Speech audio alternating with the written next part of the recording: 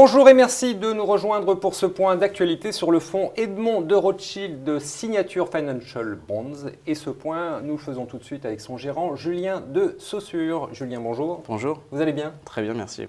En deux mots, rappelez-moi un petit peu l'essentiel sur ce fonds. Alors, c'est un fonds de dette obligataire émise par des institutions financières, banques et assurances, qui regarde essentiellement les dettes, ce qu'on appelle des dettes subordonnées.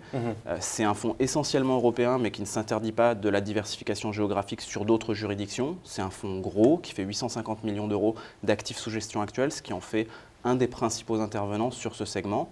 Et c'est un fonds qui a une thématique particulière qui essaye de tirer profit de la transition réglementaire qu'on observe depuis Solvabilité 1 à Solvabilité 2 pour les assurances, depuis BAL 2 vers BAL 3 pour les banques.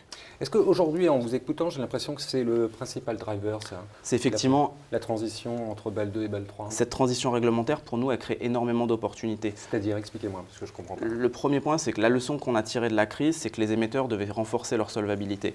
La conséquence de ça, c'est que les exigences en termes de capitalisation des émetteurs banques ou assurances ont été grandement renforcées. Et donc, moi, en tant que créancier, même subordonné, j'ai un coussin de protection en capital, donc d'action, qui est au moins 3 fois supérieur à ce qu'il était avant la crise, qui est, toute chose égale par ailleurs, une très bonne chose. Donc un peu plus de rendement, ça c'est bien. C'est tout?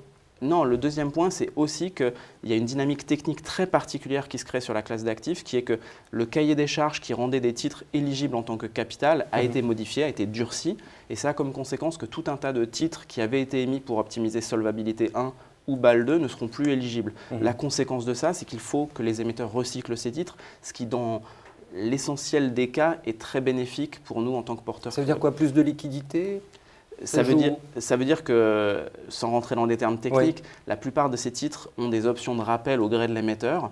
Et normalement, les émetteurs exerceront ces options de rappel puisque ces titres perdent leur statut. Donc c'est bon pour vous, ça? Donc c'est bon plus pour de nous. Papier, plus d'opportunités. Ça crée également des opportunités puisqu'il y a une nouvelle génération qui va émerger, des choses complexes à analyser et de la prime à capturer.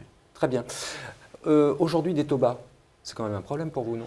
Qui dit taux bas dit recherche de rendement pour tout le monde et donc des poches de rendement comme la dette subordonnée financière sont extrêmement recherchées par les investisseurs. Ça a également comme côté bénéfique pour les émetteurs qui est que des banques, c'est globalement un modèle d'affaires leveragé sur l'économie réelle et sur les actifs financiers. Et donc tout ce qui augmente le prix des actifs financiers est globalement bénéfique pour les banques ou les compagnies d'assurance.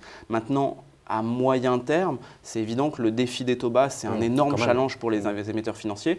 Et c'est passionnant pour nous en tant qu'analyste crédit parce que ça veut dire qu'on devra sélectionner uniquement les émetteurs qui sont à même de transformer leur business model depuis un business de marge vers un business plutôt de commission. Alors, on a compris l'intérêt de ce fonds, mais par rapport à un fonds d'obligations émergentes, par exemple?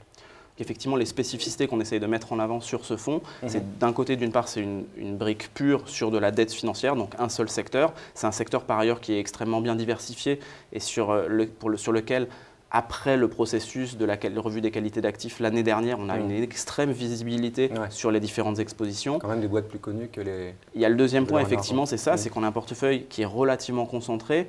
Les 15 plus gros émetteurs du portefeuille représentent quasiment 50% du portefeuille et ce sont les 15 grosses banques ou compagnies d'assurance auxquelles vous pouvez penser. C'est effectivement également un peu plus liquide à notre sens.